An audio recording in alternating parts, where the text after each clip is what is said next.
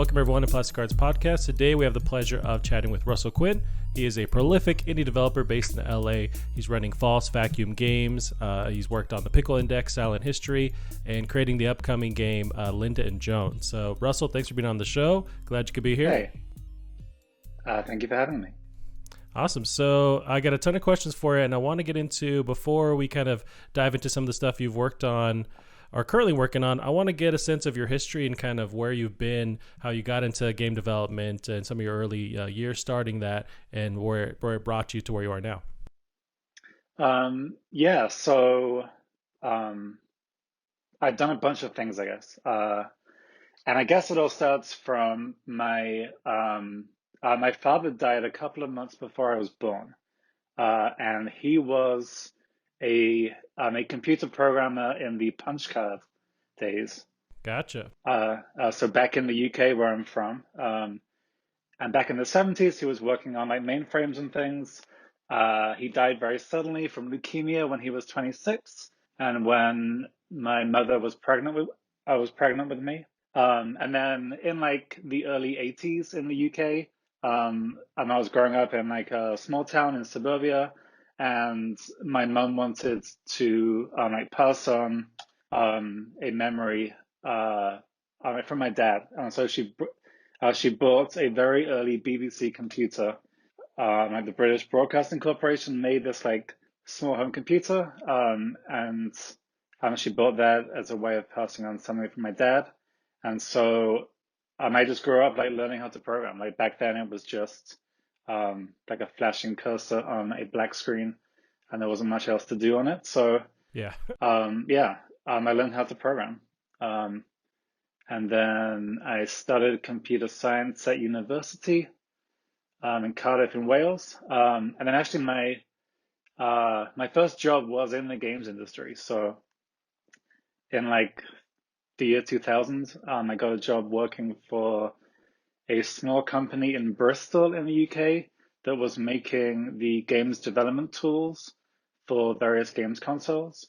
And we were working on the PlayStation 2, the Game Boy Advance, the GameCube, and we would make the compilers, the linkers, the performance analyzers, and things. Gotcha. That company got bought by Sony,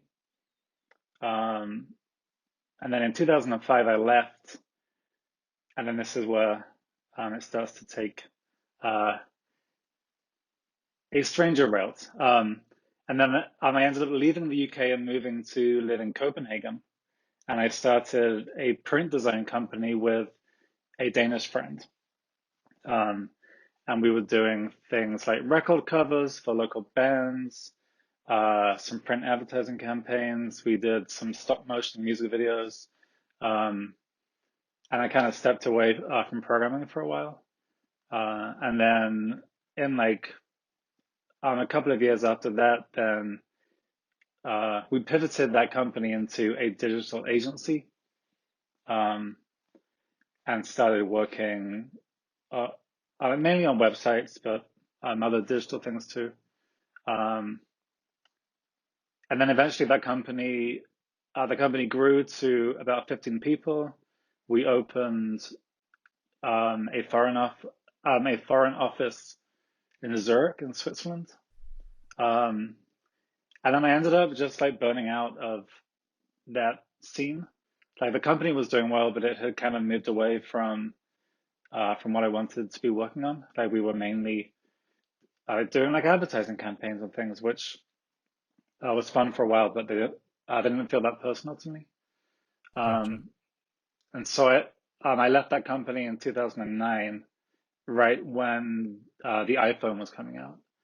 And I was trying to think of a project that I could do by myself, having just left this company. And I decided to approach McSweeney's, the publishing company in San Francisco that is run by Dave Eggers, the author.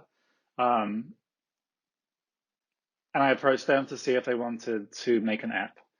And if they would like give me their content, then I was going to make this app. And then we could like share the profits or whatever if there were any. And I ended up coming up with a subscription-based app, which was one of the first apps that had a subscription. This was like before the iPad came out, before the were built-in subscriptions in the App Store. Wow. And this app, it delivered like bite-sized pieces of like multimedia every week from this publishing company. Um, and then through that, I ended up moving to live in San Francisco, and working at McSweeney's full time. I was doing a bunch of like digital things for them. And then in 2012, I got my green card. Uh, and then I left that company along with Eli Horowitz, who was the publisher at the time, and that's when we started working on these like interactive novels, which the Silent History and the Pickle Index Gotcha. are two examples. Um, and we worked on those for a while, just me and him and a couple of other writers. Uh, and then yeah, like that took me up pretty much to the events that I'm now depicting in the game Linda and Joan that I'm working on. Gotcha. Now you touched a little bit on in the beginning early development with the iPhone. Now that's pretty awesome. It seems like you saw something really special there early on before the ball really got rolling. What is it with that early iPhone where you thought, you know what, there's something there. I need to jump on that and start creating apps and games for that. Yeah, it was I guess because I had come from um like a pretty low level computer science background, like working on these game development tools for Sony, on this small company that Sony then bought. And then had moved into like web development and more like high level languages. Um, and when the iPhone came out with, you know, a compiled language and like native code that you could actually run on this small device, it kind of took me back to yeah, like my love of more like low level programming, I guess. Um, yeah, which was I guess the main point then, but also, I mean, like the whole like iPhone ecosystem was so much smaller back then, and it was really possible for like one person to make a very good high quality app. Um, yeah, so I got into iPhone programming pretty early, um, and it was just such like an exciting scene because nobody really knew what these tiny computers in our pockets could do. Right. I imagine that's So the thing. yeah, it was a Now, fun time. gotcha. That reminds me as well with some of your later titles, you stuck with mobile and you saw something there. That's one of my later questions, but what is with mobile that pulls you in first for telling your stories, for choosing which games to actually develop on, which platforms rather? What brings you to mobile every time there? Yeah, I guess with the Silent History and the Pickle Index, um, it was mainly because I was coming at it from a publishing standpoint. Um, this Silent History, especially that came out in 2012, we were really trying to like work out how people might read on these new devices. Um, and at the time, like the Kindle was the main reading format, and like it suddenly became possible to read like any book in the world on this device, but they were kind of ugly and gray and boring, and it just felt like um, yeah, like I don't know, this text had been taken and just like pumped onto these devices, and they didn't look as good as a book. Yeah, so we were interested in like the mobile format because it was um, a very con a very convenient device to read on. And the Silent History, especially was a novel that was told in two ways. The first part was a serialization, and you got like a new piece of the main story every weekday. And it was roughly like a 10-minute read, so you could read it on your morning commute, hopefully. But then the second part of the story was location based, like a very early Pokemon Go, in that you actually had to walk to a specific location on a map to read these like short stories that were based on the main story. And so you didn't have to read these short stories for the main story to make sense. They were optional, but you had to actually go there, and then they would unlock on your device and you could read them. And you had to be in that specific location because they brought like the fictional world of this story into the real world.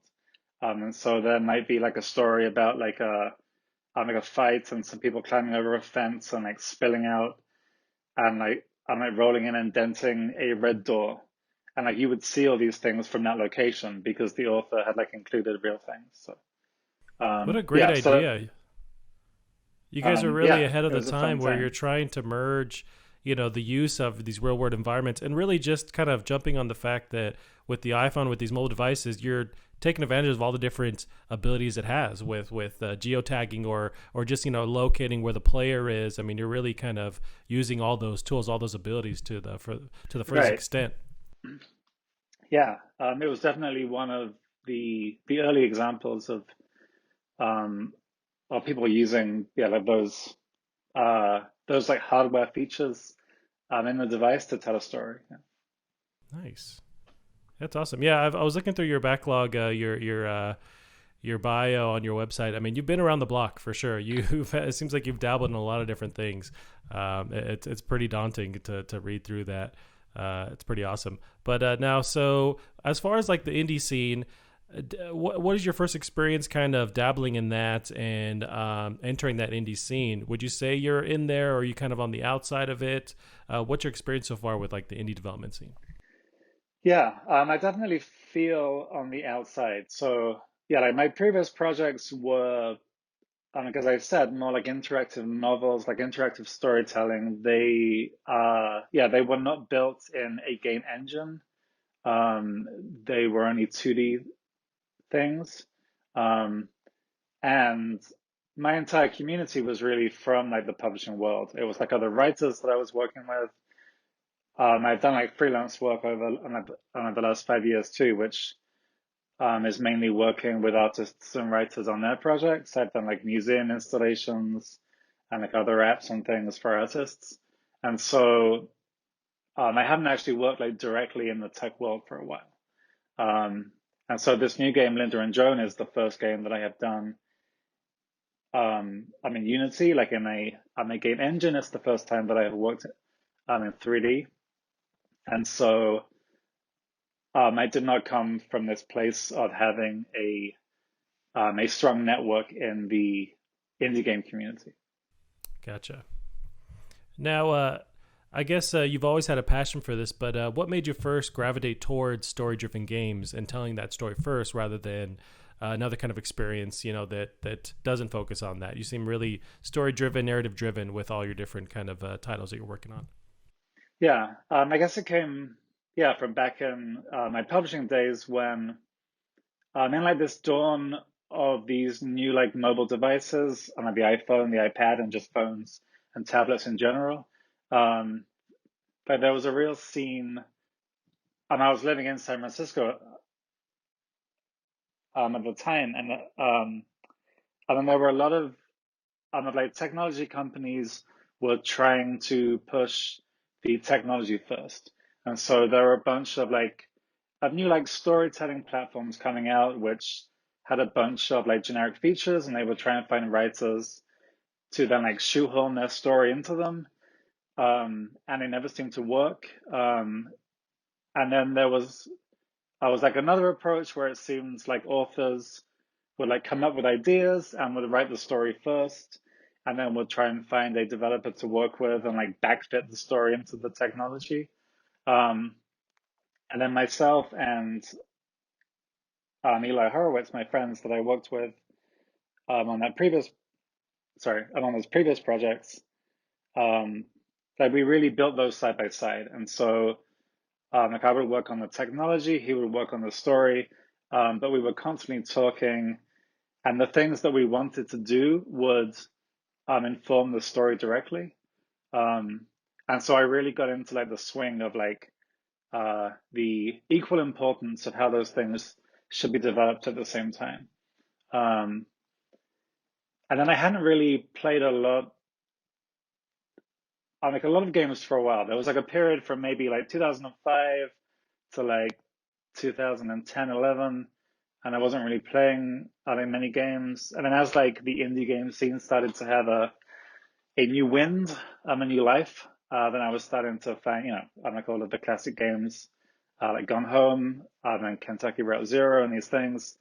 And I was really seeing like how these games were were like story driven, and like seeing parallels to the things that I was trying to do in the more like novel based like digital publishing world. Um, and like suddenly games became very appealing to me. Um, again, yeah. So I think it was that. It was those like years that I spent like directly in the publishing industry, and then just the general boom in narrative games comparatively to the past. Yeah, that just made it such a fascinating medium to work in. Gotcha. Now to piggyback off of that with your game or your title rather, the Pickle Index. So that's this really awesome, and so it's a double illustrated novel, if I'm describing that correctly, where both editions seem to play off of each other and kind of expand the story visually. Where did that idea come from? What was the challenge with kind of with publishing that, with developing that? Because it seems like kind of a nightmare on its own. Just make sure everything works correctly. Right. Yeah, that was a very ambitious project. So the Pickle Index is a fictional story that is set in a fictional country. And this country is kind of like a totalitarian state, but like the government is kind of like goofy and silly and not really like sure what is happening. And they have a shortage of food, but they have a surplus of pickled and fermented goods. And so the government it releases this app um, and then requires that every citizen uses it every day. And the app is a recipe sharing network. And so every day in this fictional country, then every citizen has to sign in and then share like a recipe that uses these foodstuffs that the government has. So it's like a propaganda app to like hide the fact that they don't have any food. Um, and then like the story itself is told in like a number of different formats. So there is the app itself, and like you as like a normal person in like the real world can download this app, um, and then the story like unfolds through it. So there is a government news channel that tells like the official government point of view, and then like through the recipe exchange network, a young girl in the story that works for a circus then like realizes that nobody is actually reading these recipes and starts sending out daily journal updates um, and like very quickly like the real truth about what is happening comes out.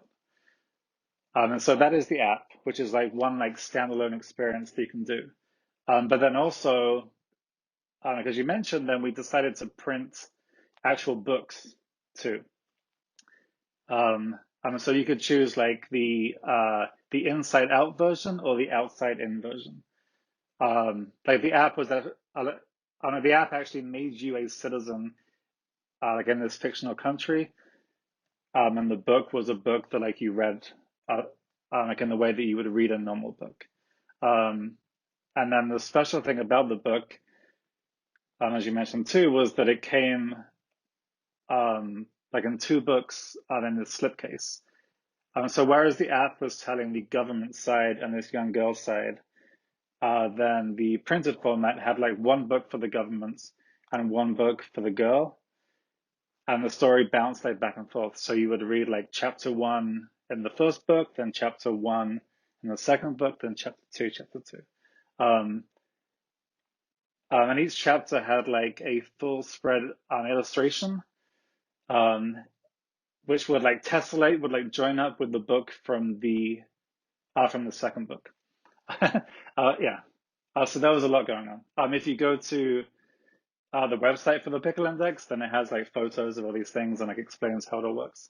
But that whole project I was kind of in reaction to like the feedback that we got for the Silent History, the previous project, which was, I mean, there was a real buzz like in the media then for like claiming that things were like the future of publishing, and like this was, I'm like all books were gonna be, I'm like interactive apps. I'm like at one point, which is ridiculous, obviously. And so the Pickle Index was kind of a pushback against that. I mean that we were saying that there is like no one future of the book. There are many possibilities. And so we decided to release it as an app and then as a print book too, to show that there were two possible futures of the book. Gotcha. I wonder when you go to get this funded, just like on the publisher side, is it a mess to go, hey, here's what we want to do? And then just like, I feel like funding wise, this is such a, there are always these ambitious projects. You guys really just like push it to the limit. What can be done? How can we really, capitalize on the story and tell it all these different ways? Yeah, well, the silent history and the Pickle Index were just self-funded. Um, Gotcha. so we had like a very small team. The silent history, I was three different writers, and then me doing all of like the design and the programming, and the Pickle Index was just me and Eli, my friend. Yeah, so we would take like freelance gigs in between, and Gotcha. um, yeah, just self-fund ourselves, and then we paid to have the books printed ourselves, and we got them into bookstores and things. Um, Was there any yeah, lessons you learned from getting that project published that you carry over? Any kind of advice or lessons learned just going through that whole, I imagine, a rabbit hole of getting it actually realized? yeah. It's hard to think of lessons that just apply to anyone because it's such like a specific journey. Um, but I guess like personally, um, like those projects just, I don't know, they gave me the confidence to know that I can finish on a project. And even though I was working with other people then, which for this new game I'm not, I'm working by myself. But I was still the only one doing like all of the technology and the design and everything. So um, yeah, so just getting used to like also being a producer and a project manager, um, and just like figuring how to like structure a project, how to release a project, how to deal with the customer support afterwards, how to talk to the press, how to do all these things. Yeah, so like I'm not sure if I would have attempted to do a project entirely by myself if I had not like had not done those previous projects where I was working with other writers and people that were supporting me. Are those skills you mentioned, was that just over time, bouncing around the industry and working these various positions, learning those skills over time, or was there one kind of position that really like where you had to, or did you also have to learn trial by fire with this last, with like the Pickle Index, just kind of learning all that? Yeah, I mean, I guess it just comes from having taken so many like sideways moves in my career. Um, yeah, like for the first 5 years, I was working for this company making like game development tools. So I was working on like compilers and just doing like yeah like low level C programming and like assembler programming. Um, and then like running like a print design company and a digital agency just like builds up your like project management skills and like how to deal with those things. Um, and then like suddenly working in publishing and like having to um, like still be working with technology, but having to understand this entirely different industry and how that works. And then doing these back-to-back like self-initiated projects with friends. Um, yeah, so it's just like none of this was like planned in like a big way. But obviously, yeah, like looking back, like each of those steps has given me a new set of tools, which I can then use to work on a project by myself, I guess. Gotcha. Now, I want to transition into Linda and Joan and talk about that project. That was the first thing that I had seen online that just like caught me right out of the gate, where it was just visually interesting, but also as you watch the trailer, you realize there's some heavy story stuff going on. And Right. then realizing it's based on your life. So tell us about I guess the initial idea behind the project, Linda and Joan. Also, kudos for that Modelo. That's I highly Thanks. approve of that. um, yeah, so the game Linda and Joan is about the deaths of my mother and grandmother. Um, and they both died in the winter. of 2017, so fairly recently. And my mother was diagnosed with cancer, and so I live in Los Angeles now, but I'm from a smaller town back in England. Um, and so I went back there to care for her. At first, like it was just I was to be with her while she underwent 6 weeks of chemotherapy. Um, and the chemotherapy did not help, and it got worse, and she had a terminal diagnosis. And so I ended up being her full-time caregiver until she died.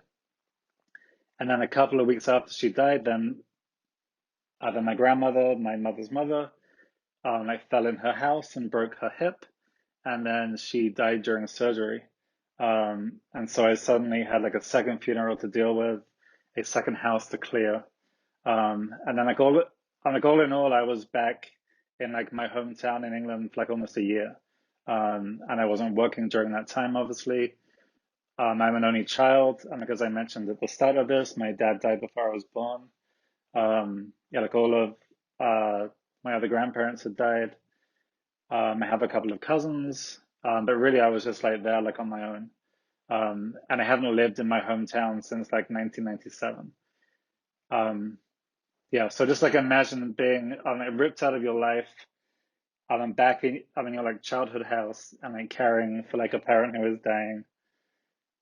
And then like like I was left with my grandmother, like my final family member, and then she died. So there was a lot happening. Um, and like the whole time I was keeping a journal as like a way to cope with it. With all of the stuff that was happening, I would write down what was going on every day. And so like when I finally got back to Los Angeles, um, I was like going through like therapy and like dealing with all of this stuff. Then I realized that I had like these very like detailed notes of like a day by day accounts. Um, and I started reading about like I'm like however I'm like creative people deal with things like this. And it's fairly common, right? But like novelists write a book, or like filmmakers make a movie about it. Like whether it's like a one-to-one, like what happened, or it's just it's like based on the story. But like making art to like deal with trauma is like a pretty standard thing. Like many other genres. Um, and like I figured that I work in interactive storytelling, and so this was like my format. Yeah, and then like the idea was really born out of there to like tell the story of that year, pretty much. And I appreciate you talking to us about it because yeah, it's very heavy stuff. It's very personal stuff. But I imagine just kind of from an outsider's viewpoint, it can be very therapeutic to, as painful as it is, but go back into those feelings, those thoughts, and kind of and shuffle through it, and then to turn it into like a positive experience where people can kind of also deal with their trauma. I imagine too.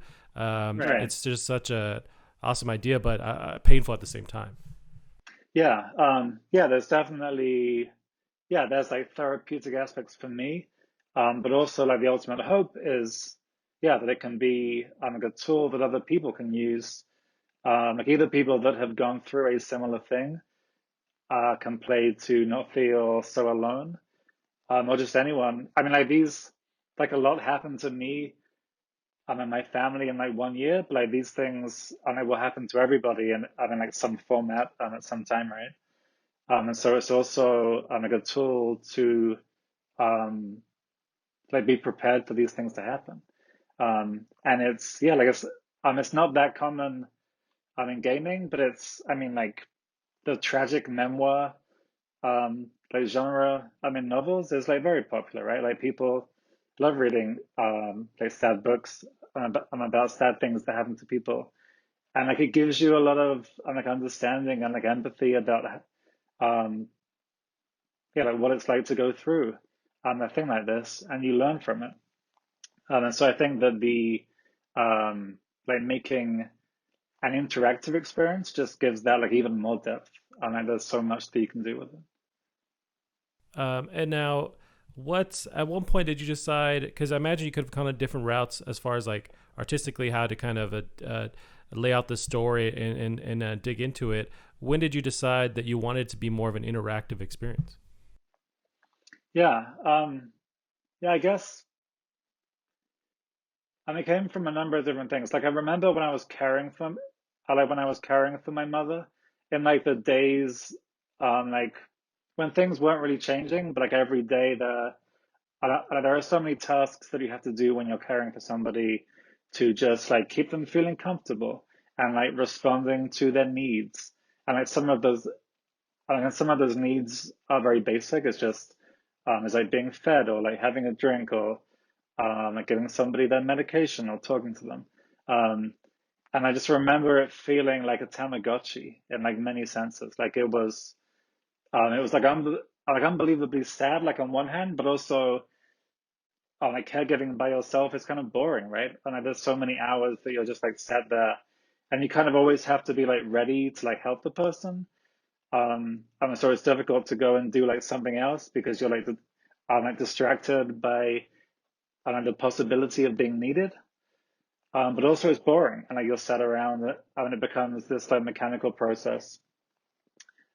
Yeah, so like it was reminding me, um, yeah, like I'm caring for like a Tamagotchi that like that has these needs, and you have to go and do it.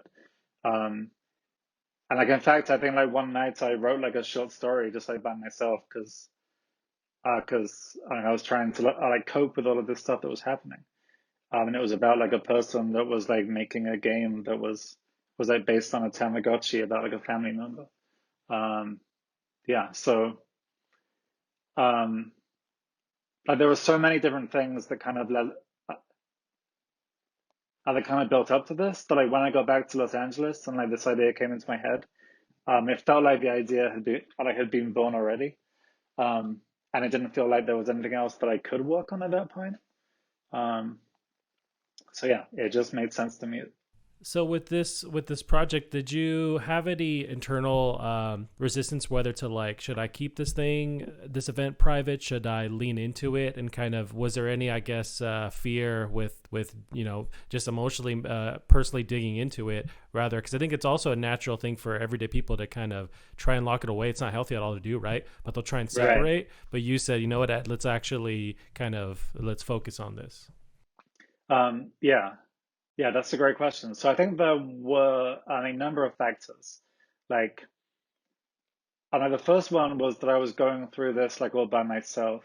Um, like I don't have many friends left back in the UK because yeah, like I've not lived in my hometown since I don't know, 97, and I left the UK entirely in 2005.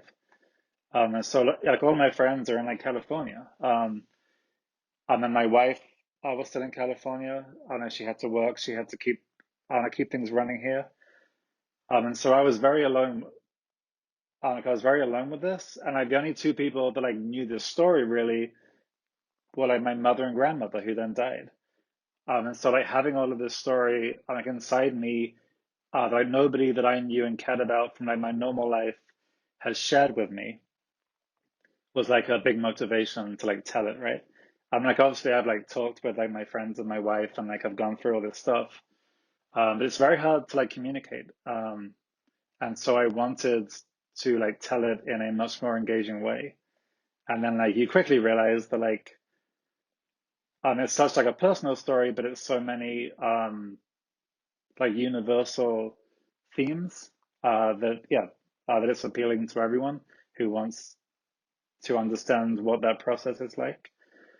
But then also I think like the other big thing is that like if one of those family members like was still living, then yes, it would be um a very difficult process to then like tell that story and to make this thing about somebody who was still living. But the fact that like the whole of my immediate family has died, like it's my story now, right? And like obviously I want to like present it in like an accurate way that is sensitive, but it's um like it's only my story because they're not here anymore. Um, like in many ways that's like a privilege because like you don't, I'm like you don't have to think about um like how other family members are going to feel because there's no one left. Um, and it's kind of freeing in a way. Um, it feels very freeing to be able to like tell this personal story that is about me and my family and not have to worry about like hurting or upsetting them because That's true. it's You just can my story be to tell now. right. You can be honest in how you approach it, and maybe there's a Right. freeing aspect to that. Now with going back to your hometown in the UK, I imagine are you going to touch on that in Linda and Joan, just like the experience of being away from your hometown for so long and going back and seeing things change and seeing not only your home, your actual like your house as growing up, but also your neighborhood and seeing the changes there. Right. Yeah, definitely. Um, so one thing that I'm playing with now, I'm working on a prologue that is set 4 months before the events of the main game. When actually my mother came to visit me in Los Angeles. And so this was right before like she started to get sick. And we went for a short hike in Griffith Park, which is where the observatory is. And so the prologue is entirely set like on this hiking trail in like sunny Los Angeles in like an open world environment um, with like different game mechanics from the main game. The main game is like a point and click adventure. The prologue, you have to walk these two characters, Linda, my mother, and Russell, me, up this hiking trail. And if you keep them walking within earshot, then they have a conversation. And like the longer that you walk them together, and like the deeper the conversation gets about like Linda's previous cancer and like the difficulties in like Russell's childhood and like all these things. So it's like playing with like the players um like tolerance for like difficult conversations that kind of mirrors like any difficult conversation with a family member. Like you know that you have to talk about it, but it's difficult. Um but so like playing with the contrast between that like sunny Los Angeles open world environment with the main game, which is set like almost entirely indoors in like small English houses. Um, and I did that because I want to like show that contrast of like what it feels like going from like sunny LA to like a winter in England.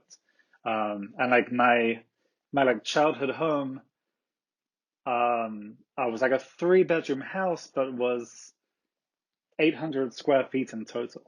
So like every room is like tiny. Um, and like one way that I'm dealing with that is having it so you can like rotate the rooms through like 90 degrees each time. And so I'm really trying to play on that like claustrophobia, like of suddenly being back, like and being alone without like my wife or my friends, and being a caregiver, and then back in my like childhood house where I'm now like 6'1" and not like a child in this house anymore. Um, and then the main game will also have like flashbacks, and that will take the game back to um, like previous years within that house. So really exploring um, like my childhood and like rediscovering my culture. Like once you haven't lived in like your home country for 15 years and I've lived in like 3 other countries. I've been in the US for like 10 years now, but I lived in Denmark and then in Switzerland. Um, like I'm going back and being like immersed like in your own culture for like a year, like you suddenly realize like one, like how familiar it is, but two, like how distant you feel from it. Um, and so the game will explore that too. And then like finally, like I had that like reconnection with my homeland and my culture. But then like the last two members of my family died, and like the two houses um were like sold, right? So like both my grandmother and my mother still lived in the houses that they had lived in like all their lives. Um, and so like by the time I like flew out of the UK, I had like no family, and those two houses were gone. And like suddenly like my main reason for ever going back had kind of gone. Um, so suddenly that like connection had been like severed again. Um, so the game will explore all of these like yeah, these like cultural and like homeland themes. Gotcha. Yeah, that's so many different layers to what you're doing. Although you're not hearing your other experiences, your other titles, you're not you don't really shy away from stuff that might be too daunting. Like you seem to kind of lean into that as well. Like let's really see what you're capable of, and no, I highly respect that. Now I do have I had some comments too with you mentioned or in the trailer rather. I want to say there's maybe a screenshot where you're either conversating with your mother or grandmother about they're kind of riffing you a little bit about your accent being lost. Like that's also in the game, just kind of dealing with that, which I totally understand with like my own family, just like dealing with, older generations and kind of them feeling like stuff is being lost, that kind of thing. Hmm. But yeah, I just connected with that instantly. And then I love that idea too with the that prologue where through you approaching the characters approaching each other, that's kind of influencing or keeping that conversation going, and the closer you get, the actual deeper the conversation goes. That's such a unique idea. And I imagine, so as you walk away, as you create distance, does that conversation change, or you just don't hear it anymore? How does that work? Um, yeah, so yeah, like you control like Linda and Russell separately. Um, I mean, they both have like different like energy states. Like Linda is walking with a walking stick at that point. And then Russell and me, I was like younger and fitter, obviously. And so like as the player, you have to there's some like trick in like balancing their walking speeds. But if they get like too far away from each other, like in real life, then they won't talk because they just can't hear each other. Um, yeah, so like the longer that you keep them together, then like the more they talk. And the more they talk, then the deeper the conversation gets. And there is dialogue choices too. For both characters. So you can choose to take the conversation into like even more like meaningful levels, or you can keep it uh, yeah, more like chatty and friendly. Um, yeah, but it's still like a valid option for the player to walk up the two characters like separately. Like you don't, I don't have to talk the entire time. And the entire prologue takes around like 15 minutes to play. So yeah, you can like loop around and play it again if you want to and see if you can explore like different aspects of the conversation. And like different things happen at the end and like certain ways through, like depending on like yeah, like what types of topics you like you yeah, like what types of topics the characters have gotten to talk about. Gotcha. No, that's a such a great idea, and I'm a big fan of just that aspect of controlling the dialogue. I'm a huge fan of this game called The Last of Us. I don't know if you've got to play it or seen Mm, footage of it, but there's few moments where you can control the optional dialogue by just kind of staying in the scene by focusing on the right. character. Yeah, And yeah. I'm just a huge fan because it rewards you for interacting and staying focused rather Hmm. than, and you can choose to walk away and never hear that dialogue, and it's dialogue that you miss if you don't stick around. Like it's Right. never optional. But yeah, no, that's such a great idea. There was something I was going to bring up that reminded me when you brought that up. Does that seem? It seems like it's has a laundry list of issues. Just getting that set up to where you have your dialogue that's possible, and you have your your characters rather that are a certain distance from each other. Is there a lot of just? I imagine a whiteboard with just tons of stuff sprayed across, where it's like depending on this distance, you can hear this conversation or that kind of thing. I feel like breaking this down is a lot of work to put it simply. Yeah. It does get complicated, and I think like making an entire game that way would be hard, especially for one person. Yeah, but the fact that it's just like it's effectively like one scene, and it's a 15-minute scene, but it's because like the characters walk like fairly slowly, so it's like a yeah like a slow experience. Um, yeah, so it took some figuring out, but it also felt like a sandbox experience where it was just a short scene. Like the main game will have a bunch of dialogue too. And you can also play as the three different characters, the son Russell, the mother Linda, and the grandmother Joan. But it's much more of a point and click adventure style thing where there are tasks and you have to walk around and like swap between the characters to like solve tasks and like achieve goals. and there is conversation there. But it doesn't use this same mechanic of like trying to match the two walking speeds. Right. Gotcha. Do you find yourself now, as you walk around in your daily life, just now kind of deciphering, oh, this could be, like a mechanic? Like, are you now, seems like you're adept now at everyday life, kind of translating it into what could be like a way to play it almost, with just like the Right. idea of the hike, just that on its own. Like, you're just, I feel like now you're just decoding everything you see around you. Yeah. Yeah, there is a danger of doing that, I guess. I'm like definitely going back through those journals that I kept from that year. Yeah, and just like trying to spot like like weird connections or like interesting mechanics that I could then play with. Yeah, like at first when I first started working on this project, because I had never done any like 3D modeling before, so I was like learning Blender. I mean, the first task was just like 3D modeling like my mother's living room. And like that stage of the project was just like purely like therapeutic for me. Like it was so like comforting to just like spend time with the photos that I had taken and like having to like 3D model like every aspect of the room, like big things like the couch and TV and the fireplace, but also like smaller things like every like ornament and trinket that was on the shelves. I remember like during that period, I went to see Hereditary, the movie with a friend. I don't know if you've seen it. Yeah, I love that Yeah, movie. It's yeah, heavy as well, yeah. but it's beautifully Right, shot. yeah.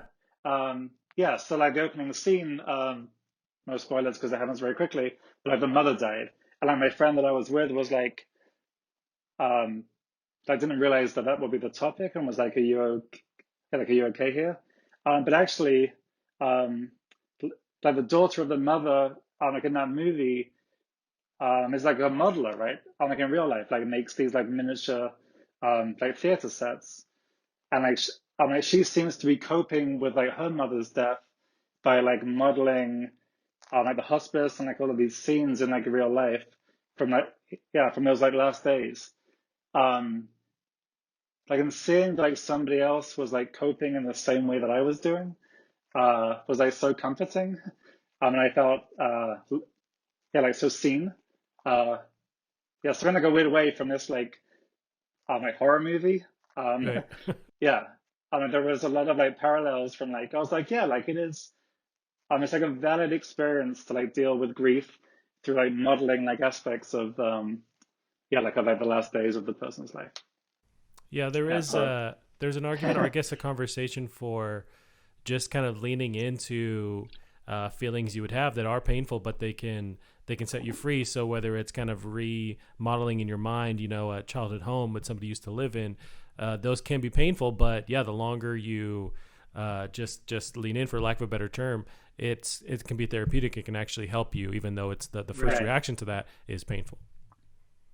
Yeah, definitely. Yeah. Like another big turning point came from I had like 3D modeled myself like pretty early on and was like using me like in the game. But then after my mother, I just had like a pink cylinder in the game.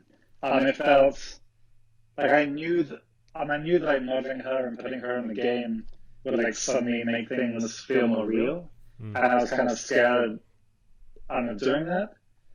And I left it until like very late on in like, the development of the prologue.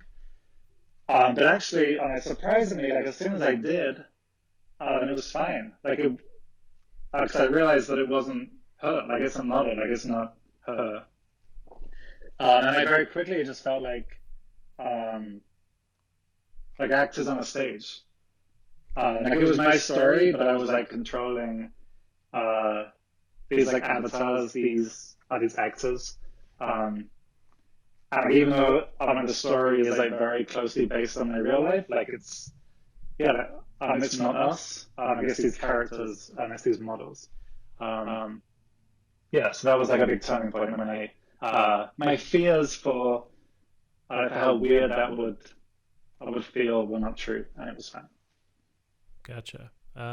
The project looks really really. I don't know if awesome is the right term. That's a lot of it's, but I'm still excited for it. It's super interesting, But it is awesome because I love these experiences. I'm a fan of also these other indie games where they lean into those storytelling options or focus on it. Like say like Gone Home, I loved Gone Home. So Hmm. I'm such a nerd and a fan for these experiences that really put you in somebody else's shoes. And especially for me, I haven't dealt with any kind of serious death in my family yet. I say yet because that's always inevitable. So Hmm. I'm also very passionate, interested in seeing this kind of game unfold and just kind of seeing how I deal with it and maybe kind of helping me understand how it feels to go through that kind of thing. Because I imagine it's, of course it's not easy.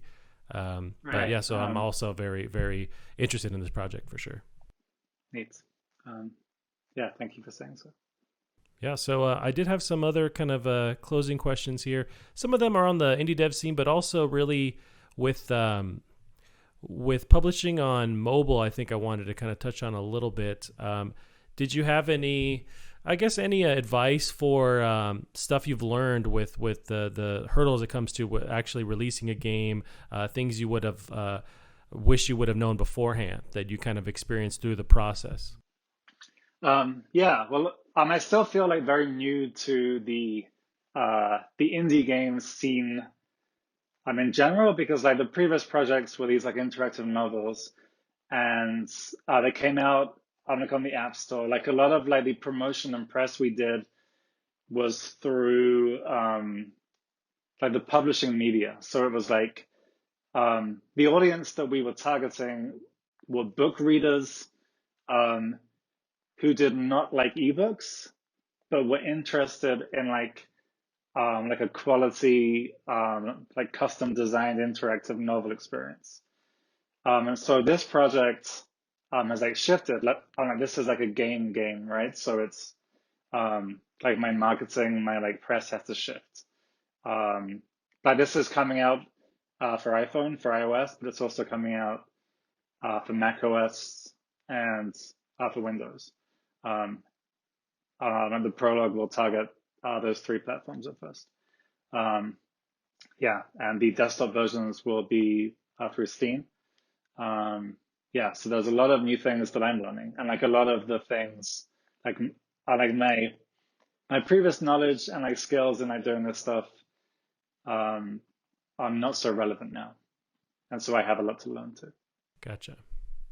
Now, I'm curious, and you don't have to commit to anything, obviously, right here, but with the resurgence of indies in general, but especially on Nintendo Switch, I feel like they just skyrocket. And Yeah, there's a huge, realm there to explore. Do you have any interest in also kind of blending over to consoles or Nintendo Switch? There's just a huge love for indies there.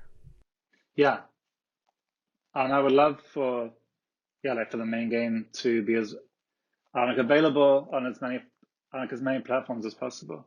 Like currently, I'm just working on this project by myself, and so yeah, like, the prologue will just come out for iOS and Mac and Windows. But yeah, like my development timeline for the main game is around like 2 years, and so I hope to have that done by like 2022. Um, and I would love for it to come out on Switch and other things, but I would probably need support from a publisher or somebody else to make that happen. But yeah, but the Switch is a great device. Yeah, I'm a huge fan of it. I'd love to see it Hmm. there. Do you have down the pipeline as far as in the future? Are you looking to show this off at different, of course, when everything changes, of assuming, but public events like PAX, like E3, that kind of thing? Are you interested in showing that off in a public space? How does your, and also, going into the idea of marketing, how you think of marketing this title? Right. Yeah. So the main game should be done in 2022, as I said. The prologue should hopefully be out in April, May time. My plan had been to try and show this at Indiecade, yeah, like another like various events. Um, yeah, like given the state of the world right now, I'm not sure what is happening with all of these things. Um, but yeah, like the point of the prologue was to give people that were interested like in the main game, this experience that they could play. They can get to know the characters and the backstory. Yeah, so either through like finding it like online and downloading the prologue. Yeah, so either like finding this project online and like downloading it and like playing it like in your house. Yeah, like or finding it at some festival or more public event. Yeah, so definitely the plan is to try and show the prologue off. Gotcha. Yeah, I say that not fully realizing that it's such a weird thing where it's like we feel like there's a normal future, and I think of, oh yeah, show this at whatever event, but Right. I also have to check myself, realize, yeah, it's just we're in a weird time right now. Yeah.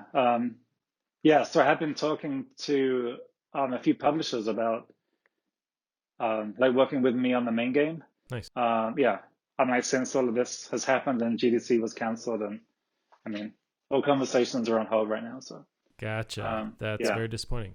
yeah. I mean, I'm currently working from like the spare room in my house. I have like a separate office in downtown. I'm in downtown Los Angeles normally, but Everything's closed I'm off right now. in the spare room right now. Gotcha. Well, awesome. Russell, this has been really great. We touched on all these different subjects I wanted to cover, and I appreciate you digging into this, very emotional, very private story. And although I guess, are you not numb, but like, are you now used to the point where as you get into eventually, you're going to be marketing this thing a lot, you're going to be talking about very sensitive things in your life. Are you think Right. you're at the point where it's like you can now kind of deliver this info and you can compartmentalize and have these conversations? Yeah, definitely. Yeah. I think I've reached that point. And yeah, like, I mean, the core feelings about what happened are still very painful, obviously. Sure. But this project has like allowed me to like process those feelings. Like I get time to like study everything and like figure out, like what happened and just like spend enough time with that I'm not like ignoring it where it might like come out like later in life in like like a way that I can't deal with. Right. Yeah, so I think like part of the process is like building that separation. And it's one reason why I think like making this game is important for me. I'm like working with this material in like some format is important. But also, yeah, like it's vital to be able to then like talk about it. And like you have to build some type of distance between those like raw feelings and like the project and the story that you are telling. Right. Yeah, I fully agree with that. Now, Russell, we'll end it there. I really appreciate it. I wanted to give everyone the chance to follow you online, and if you can direct them to the best way to keep up with you and keep up with the project Linda Joan as well as find the other ones. Yeah, so the best way, I guess, is the website for the game, which is lindajoan.com, LindaJoan.com. And there is a concept trailer for the main game on there. The forthcoming prologue will be available from there. And there's a bunch of backstory and things. And there's links on the website to my Twitter and things, the social media. Yeah, and there's a mailing list too. So the website is really the main place where you can find out information and see things about it. All right, Russell, thanks. This has been awesome. We really appreciate it. And we'll talk to you hopefully sometime soon. Yeah, of course.